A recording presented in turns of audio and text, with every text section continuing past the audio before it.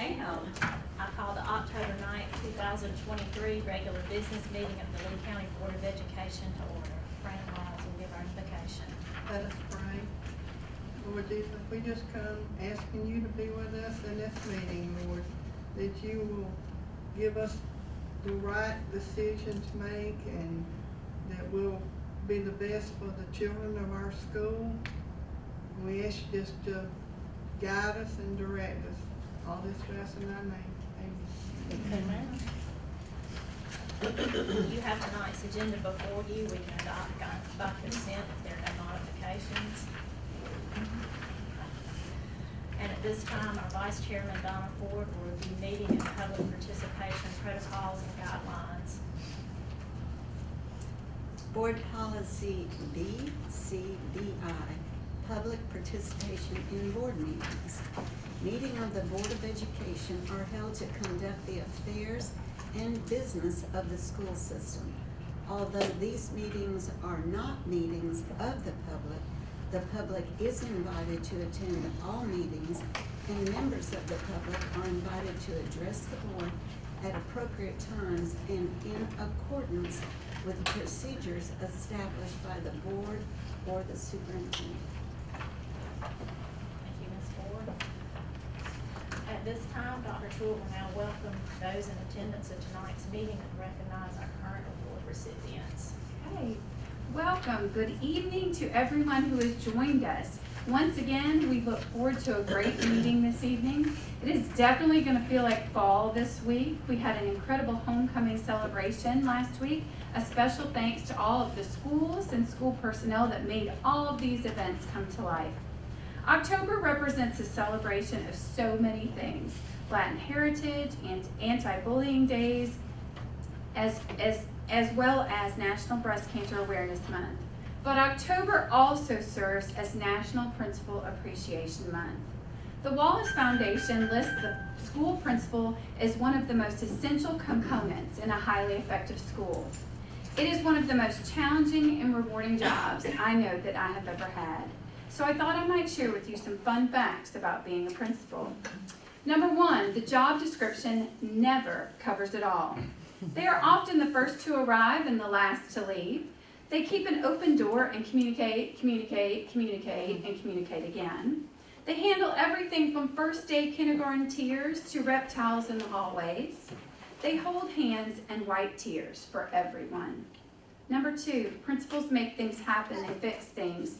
When the toilet overflows and no one else knows what can be done, enter the principal with a plunger. Air is out in the classroom, the lunchroom becomes the classroom. Number three, a principal is not a job, it is a lifestyle. Principals answer the phone no matter what time of day. They expect the unexpected and they solve problems daily that we sometimes have never even considered. They are always working to stay ahead of the curve to ensure their schools and districts are successful. And number four, they go above the call. They make sure that students have arrived, they ensure that children and families have food to eat, and they serve each member of their community, staff, and students and families. Many national studies have indicated that school principals are some of the most trusted individuals in their community, and that is definitely the case here in Lee County. So tonight and all through the month of October, I encourage our community to share their appreciation of our school principals.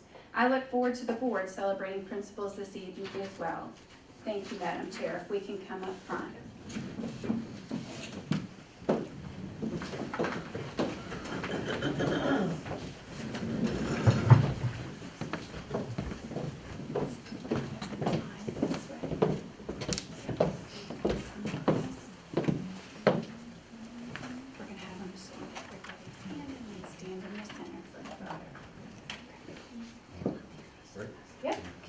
Ashley Brim.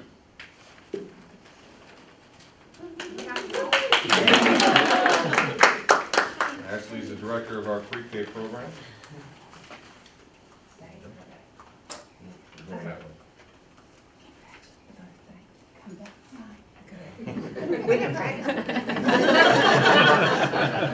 It's like graduation. Jamie Murdoch, principal, Lee County Farmers. And then we're going to take a picture. Right here, everyone. 1, 2. There you go. Thank you. I'm sorry. 1, 2, 3. Thank you. Okay, now I know what it is. Congratulations, you led the way, actually.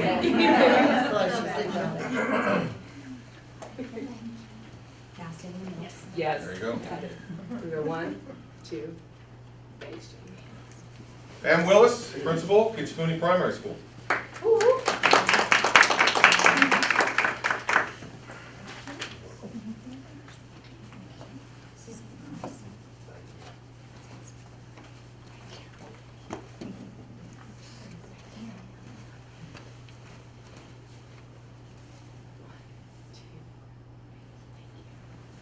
It's down to the science now. Candace Smith, principal, Lee County Elementary School.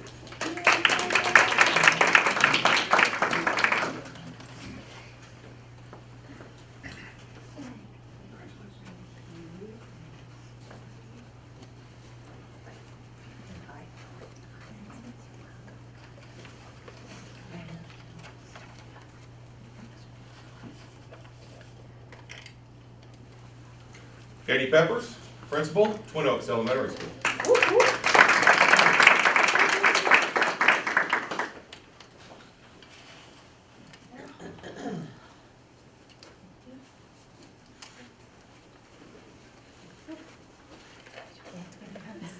I was told we give Donna the hugs. 1, 2. Thanks. Maggie Grange, principal, Lee County Middle School East Campus.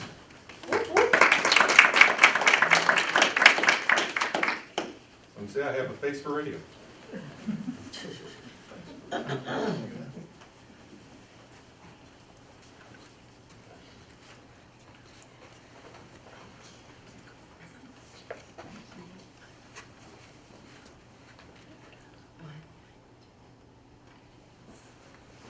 John Savell, principal, Lee County Middle School West Campus.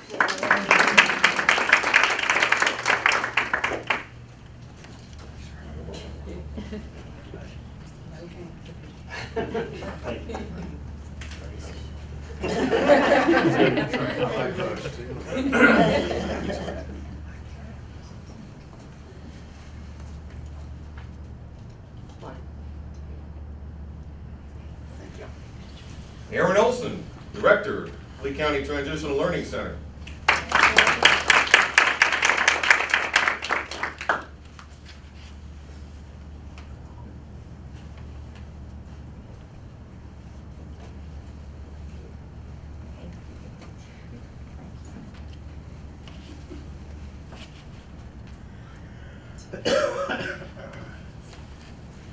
Ginger Lawrence, principal, Lee County High School, 9th grade campus.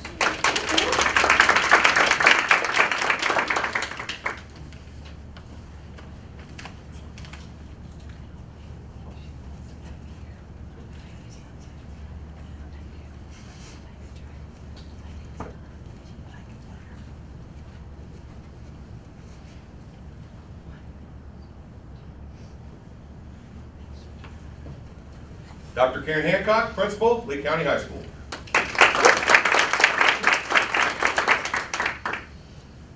It's like graduation. Hands.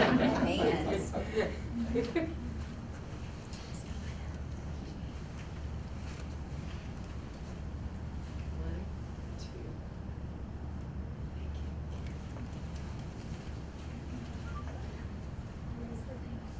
Thank you. Just roll on here. Okay. Yeah. Figuring things out. So the next thing we're going to recognize, we're privileged to have a student who is on the State School Superintendent Student Advisory Council. Every year, our state superintendent asks for students to be on his state advisory council. They come from all across the state, all the different corners of the state, all the different areas, regional educational service agencies, and we are lucky to have one from our school. Christina Tillis is, and I'm just going to tell you Dr. Hancock's words, Christina applied for this because she wanted rural schools to be represented and she wanted to bring awareness to our needs in order for the state to create new policies for our best interest. The State Superintendent's Advisory, the Student Advisory Council, are students in grades 10 through 12 who discuss how the decisions at the state level are affecting students across the state. Members meet throughout the year. There will be 4 meeting dates this year: November 9th, January 18th, March 7th, and April 25th. Christina is a senior at Lee County High School. She is currently taking 5 advanced placement classes. She'll be taking a 6th in the spring, so she's a pretty dadgum good student. And I will say that I had the pleasure of getting to know Christina as an actress when she was at Twin Oaks Elementary School, because she was the genie in Aladdin Jr., where my son had his first play when he was Jafar. He was just a little 4th grade Jafar, and she stole the show. She stole the show as a genie. She was amazing, tremendous student, and again, tremendous honor, and we are proud to have Christina here with us tonight. Come up.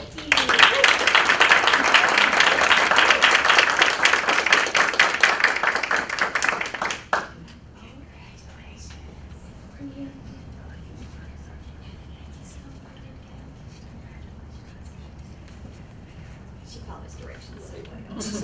Right here, 1, 2.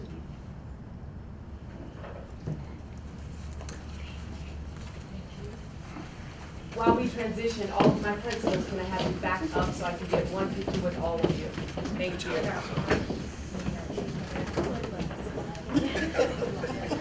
Hang this up. What, no, you can leave the certificates. Yolanda, do you need a picture of Christina, or she? Okay. Give me 2 seconds.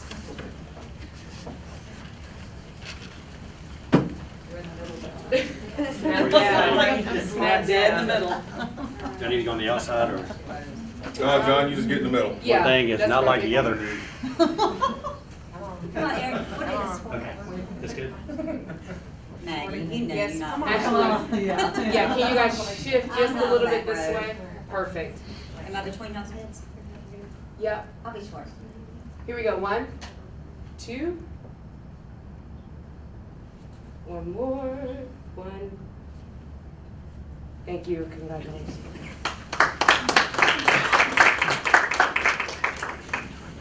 Congratulations again, and thanks to everyone.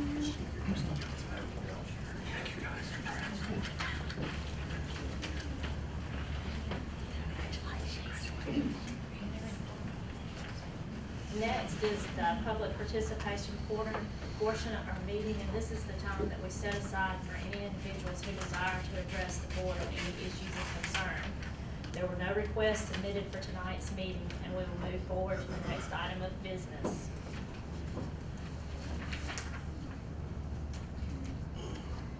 In the first item of business, the board is requested to approve the following minutes: the September 11th, 2023 proposed military, and the September 11th, 2023 regular business meeting. Copies of these minutes were included in our packets for review. May I have a motion to approve the minutes as presented? May I have a second? Are there any questions or corrections from the board regarding the minutes?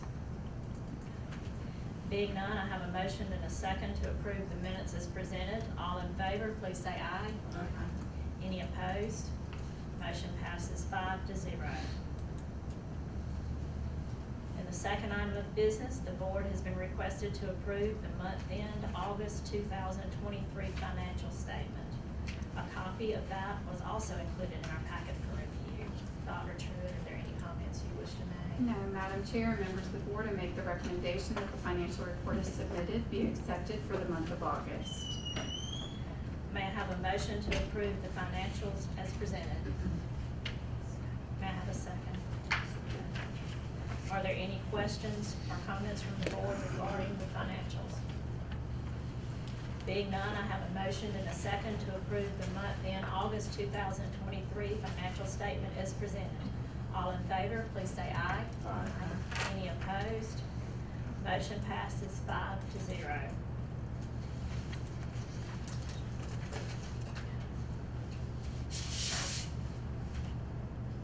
At this time, it is necessary for the board to adjourn to executive session to consider personnel matters. We will reconvene at the conclusion of the executive session.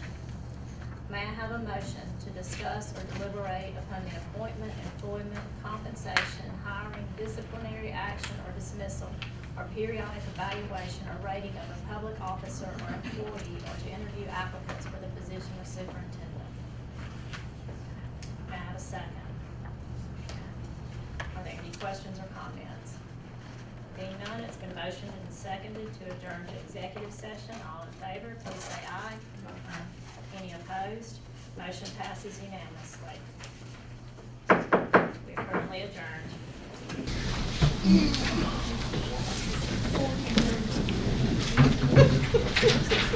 40.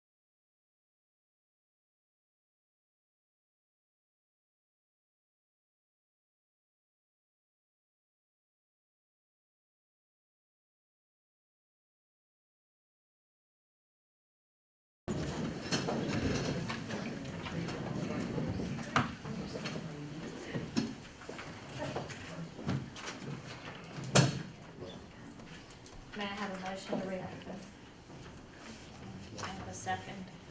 Okay. Are there any questions or comments from the board? We have a motion and a second to reopen. All in favor, please say aye. Any opposed? Motion passes unanimously, and the regular business meeting is called back to order. In the next item of business, the board has been asked to approve the current consent agenda. Dr. Truitt, would you like to speak to tonight's consent agenda? Madam Chair, members of the board, I ask that we approve the consent agenda as presented in. May I have a motion to approve the current consent agenda as presented? Is there a second? Are there any questions or comments from the board regarding tonight's consent agenda? Seeing none, I have a motion and a second to approve this evening's consent agenda as presented. All in favor, please say aye. Aye. Any opposed? Motion passes unanimously. At this time, I will ask Dr. Truitt to present the superintendent's monthly reports. Okay. Well, the first thing that I would love to give an update on is the superintendent's entry plan. At this time, I am deeply engaged with the entry plan. Over the past 2 months, I have had the opportunity to meet with 43 office and district leaders, held numerous focus groups with teachers of all levels, assistant principals, families, food service teams, and maintenance and grounds teams. I have met with the community leaders and attended the Chamber of Commerce, Leesburg City Council, Lee Board of Health, as well as the RESA Board of Control meetings and the Retired Teachers Association meetings. In the next few weeks, I will be hosting business and faith-based focus groups, as well as holding 4 community meeting opportunities. August 24th in the Smithville community, August 24th in the Smithville community, the 26th in the Leesburg community, the 30th in the Redbone community, and on November 1st, the Oakland community. Each of these meetings will be held from 6 to 7 and are open to the public, whether that is your area of residence or not. And we have more information on our website for each of those meetings. In addition to these community meetings, I have been asked to represent the Southwest region of Georgia and will be speaking to a panel of Georgia legislators this week about literacy in South Georgia. I would like to move on to our construction update. Under our construction report, our main focus is the completion of Lee County primary school renovations. What is outstanding is phase 6, art, music, and 4 additional classrooms that should be finished by the 13th of this month. And we are currently waiting a change order to address mortar issues because there were no runoff of the previous building. It was caused by not having downspouts. And so we're waiting on that change order. Between the owner and the contractor contingency funds, we are currently maintaining $646,389.32 in the owner and $718,102.81 in the contractor fund. So those have stayed stagnant. Other projects include the previously planned updates for the softball and baseball fields. Estimated work and completion for baseball will be the end of December of 2023, and softball will begin work postseason with a target completion date of early spring 2024. Teaching and learning, Madam Chair, members of the board, I invite Dr. Brooks Stembridge to share with us the teaching and learning report for October. Dr. Stembridge.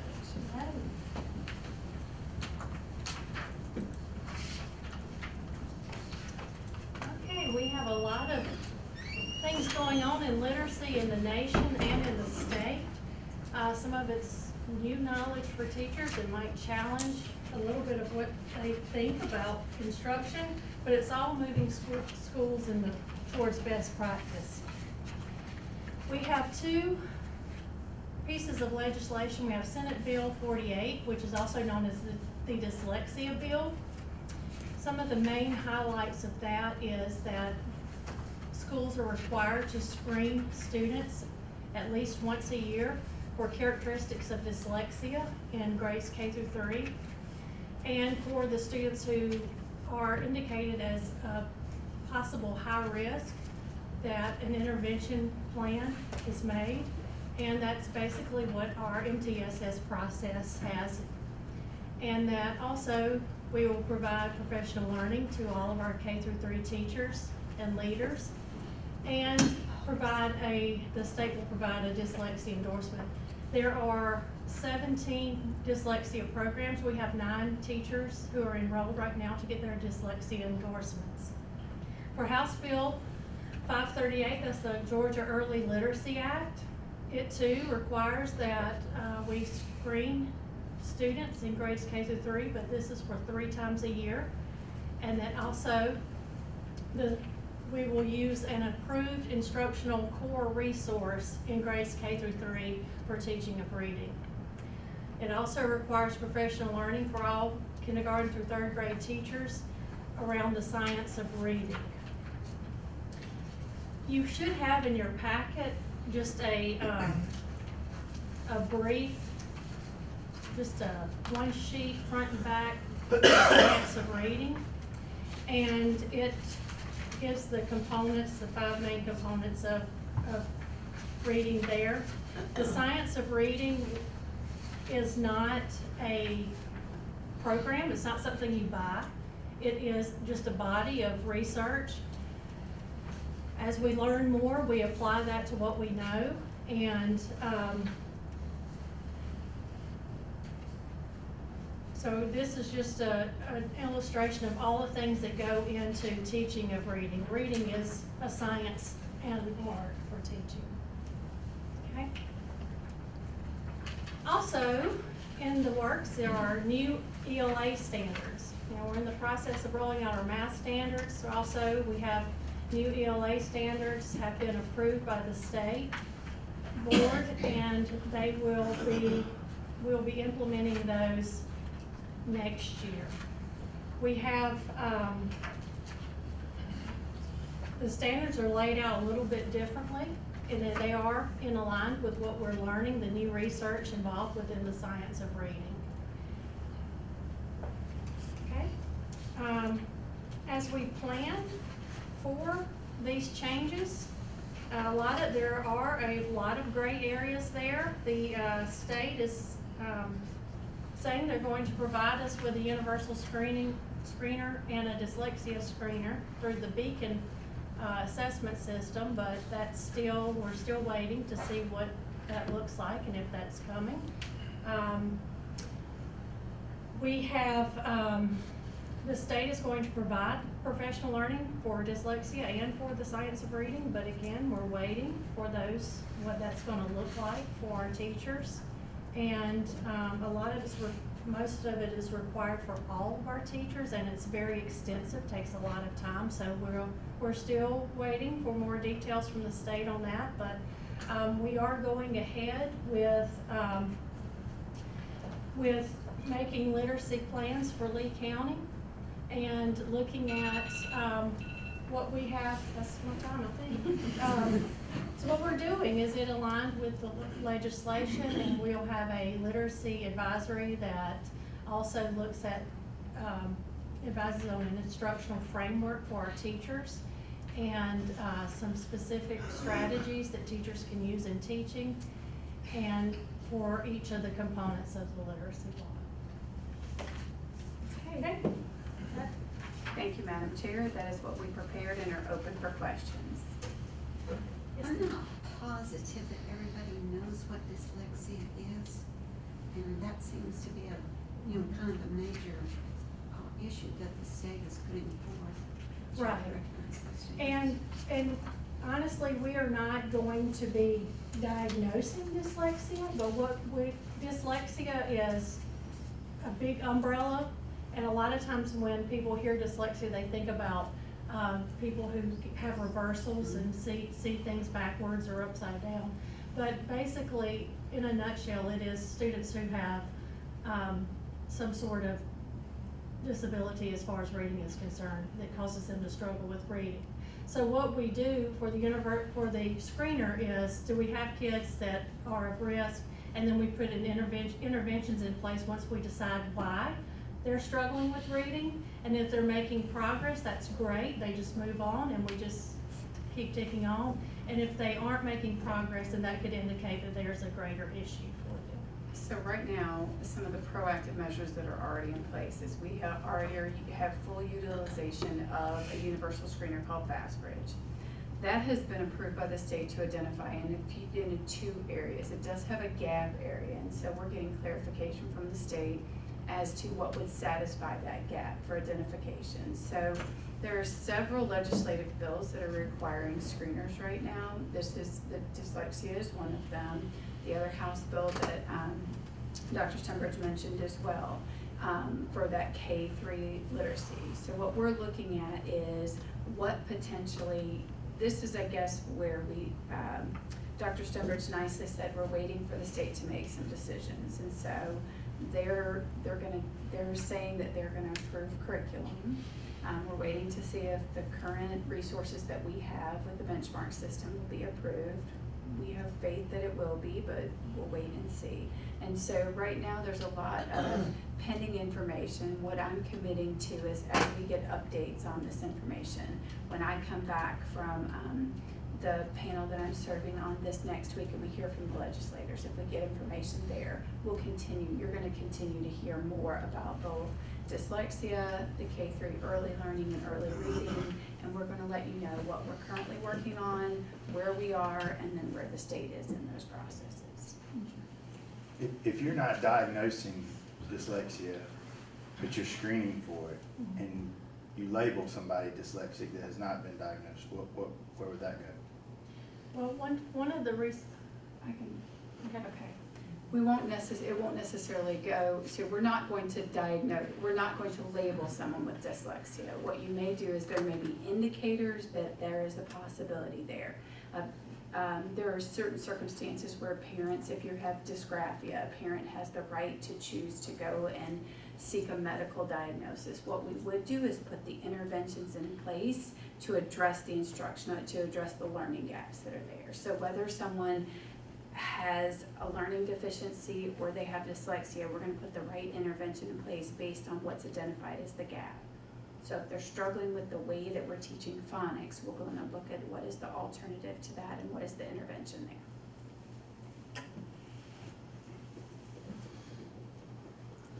Any other questions? Has the state given you any feedback as when they will have something in place or what deadlines they're working on?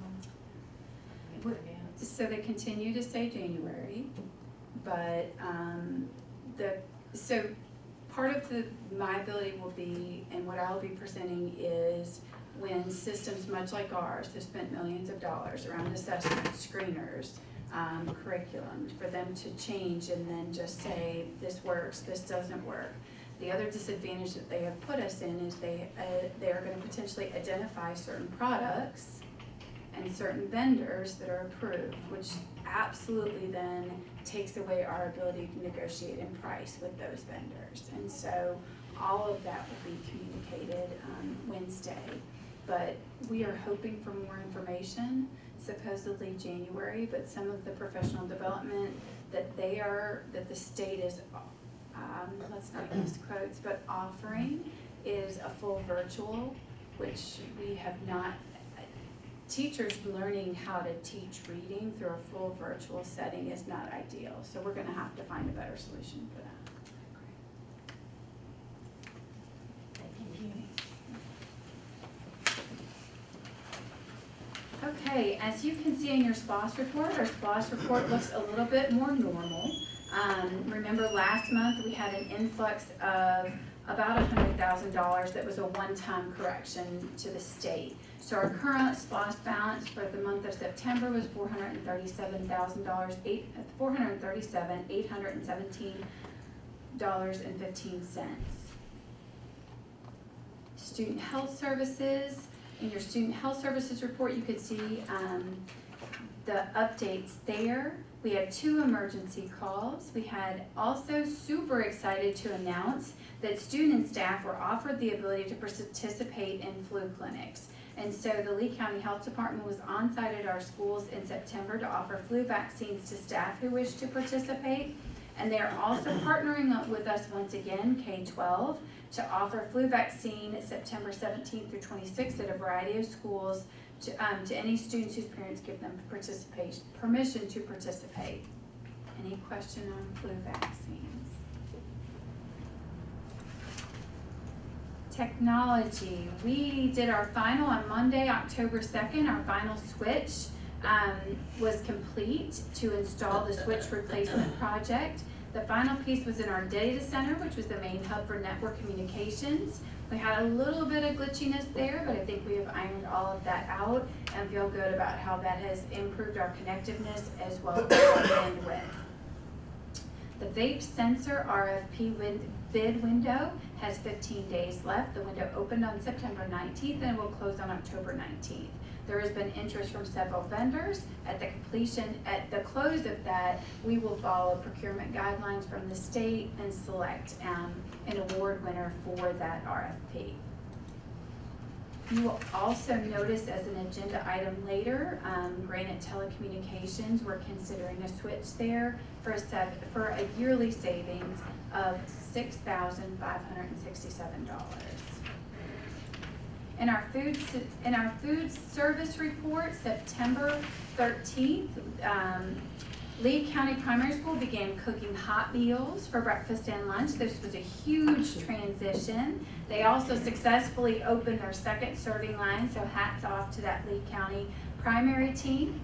All of our cafeterias earned 100 on the health inspection. This is huge, but it's also tradition.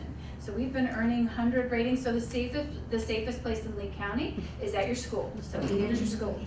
If you'd like to join us, let us know. We'd love to have some visitors eat lunch with us. On September 29th, Lee County Primary, Keachapuni Primary, Lee County Elementary, and Twin Oaks joined in the Georgia statewide celebration of apples by crunching into Georgia-grown apples. This collective crunch encouraged healthy eating and supported farm-to-school initiatives throughout Georgia. Students enjoyed Georgia-grown apples with yummy caramel dip on the side. And I think we have some pictures of this, maybe. No, we do I'll share not. I can share some pictures later. But super excited about that crunch event. This week is, if I'm not mistaken, National Food Service Day, so if any of you would like to join me, please let me know. I will be wearing a hairnet, I believe, tomorrow. Thursday, and serving lunch, and so I will not be telling you where, so you don't avoid that lunch. I will not be cooking lunch, just serving. Okay.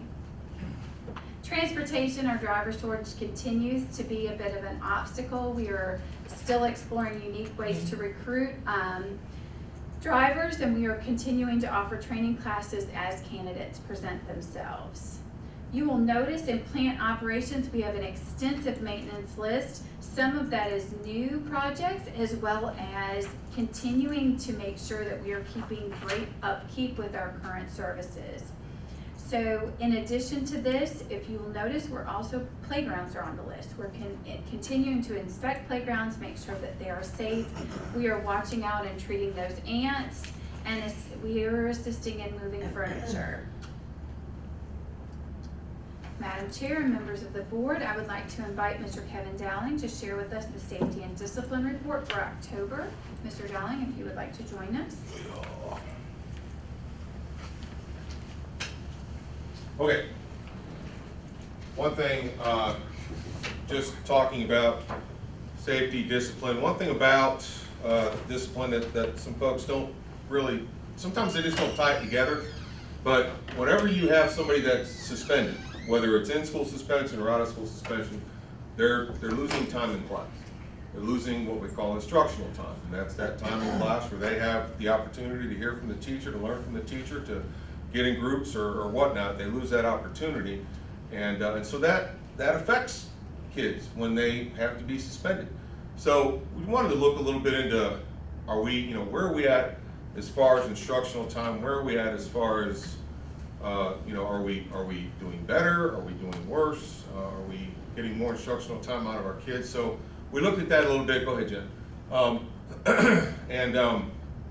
And we talked about what it is that well, the first thing I guess that we want to talk about is what causes it. When we first talked about ISS, OSS, well, what causes that?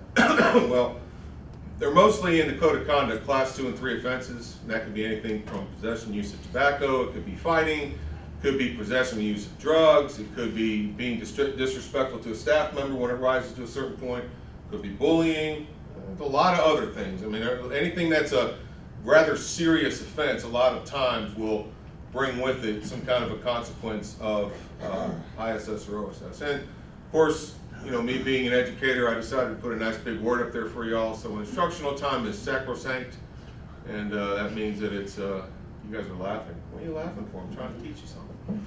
But sacrosanct, that means too important to be messed with. In other words, we need to keep instructional time as best we can. So the kind of events that are causing a loss of instruction, we took a look at last year versus this year.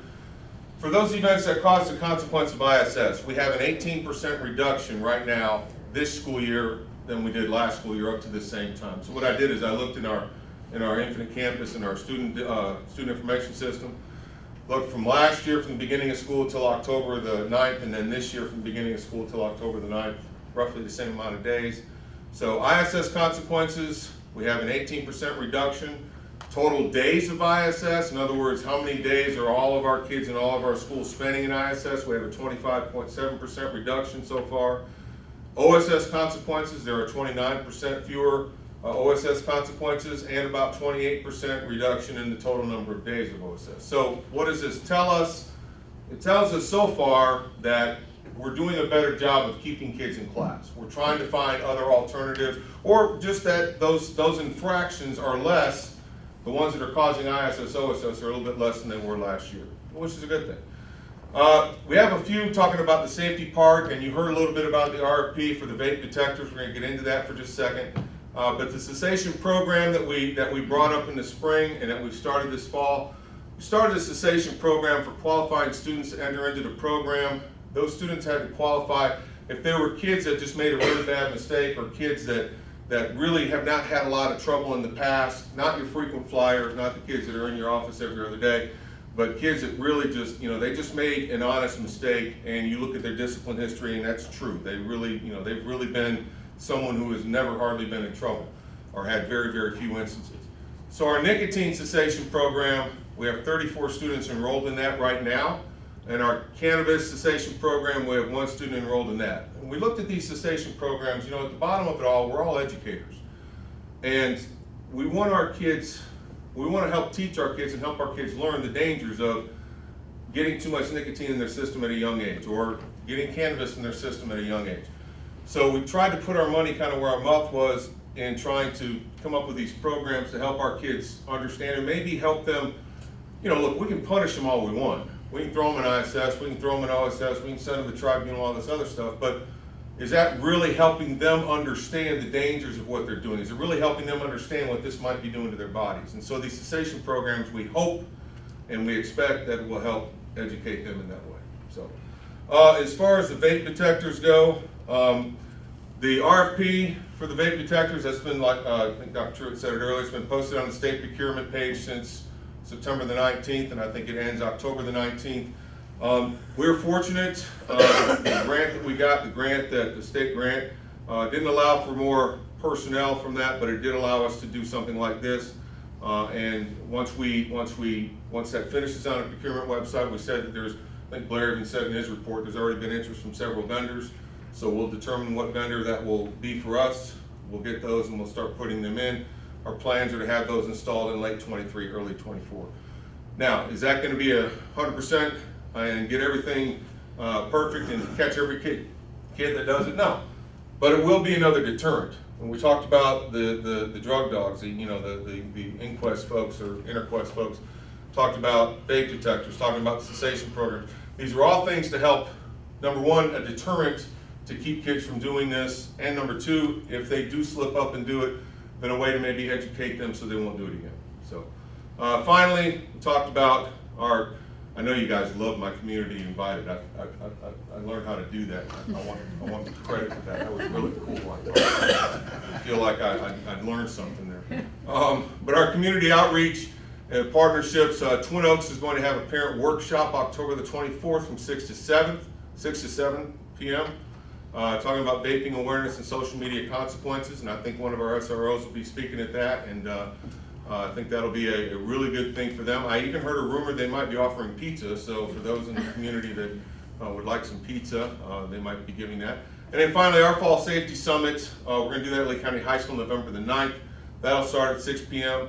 And again, we're going to, you know, I make a joke about putting that thing up there, but I cannot tell you how serious we are about community invited. I'd like there to be 100 people at this thing. I'd like there to be 300 people at this thing. I don't want there to be 15 people, and the majority of them are educators. I don't want there to be 20 people there. I mean, I would challenge folks, if you feel like your child or you feel like you have an interest in this, come out and let's talk. That's what we're doing this for. We're doing this to try to get discussion points and try to work together. You know, that old expression, it takes a village to raise a child. Well, it does. And so let's get together and let's talk about things, and let's get together and go through things, and you can see what we're doing, and you might have better ideas, you know, things that we want to do. So more than willing to listen. We're more than willing to talk with you, and we hope the community will come out, even with my beautiful yellow circle or speech thing there. Thanks, Mr. And I'm done. Yes, sir. Madam I'm not Chair, done. That includes what we have prepared, but we are open for questions.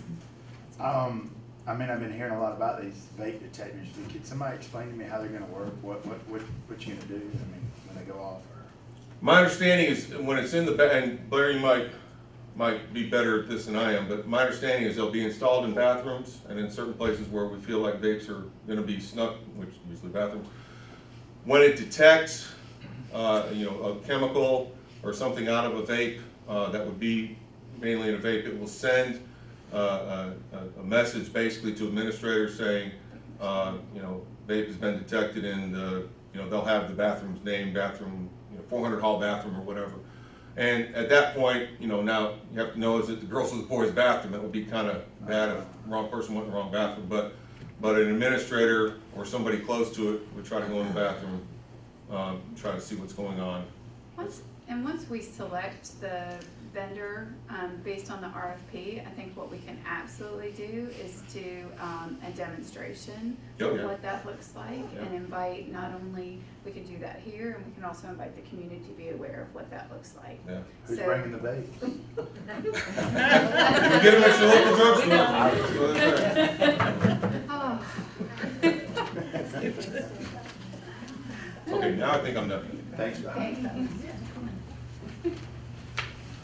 there any further questions or comments regarding the superintendent's reports? Getting none, we'll move on to the discussion and action items.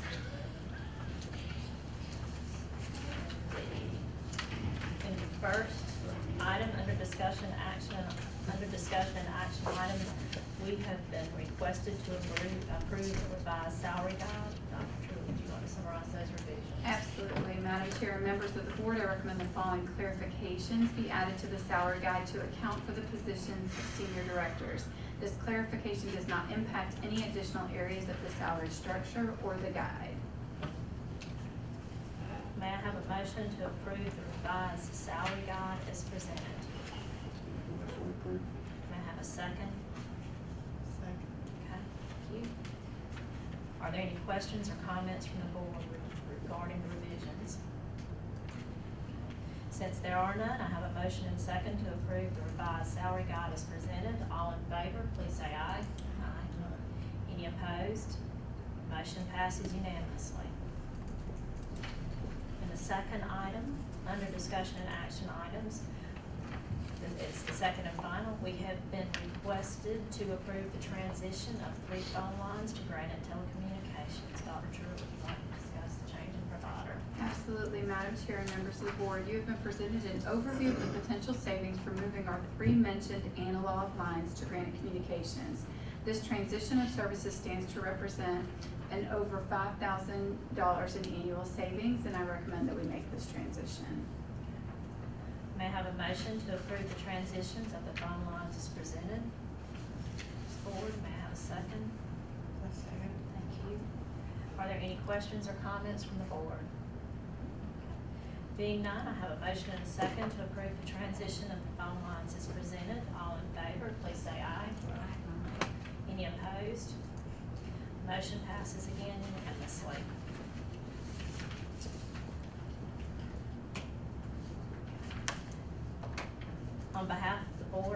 once again thank all of those who are in attendance of this meeting. I wish you have a great week. And if there's no further business, this meeting is now adjourned.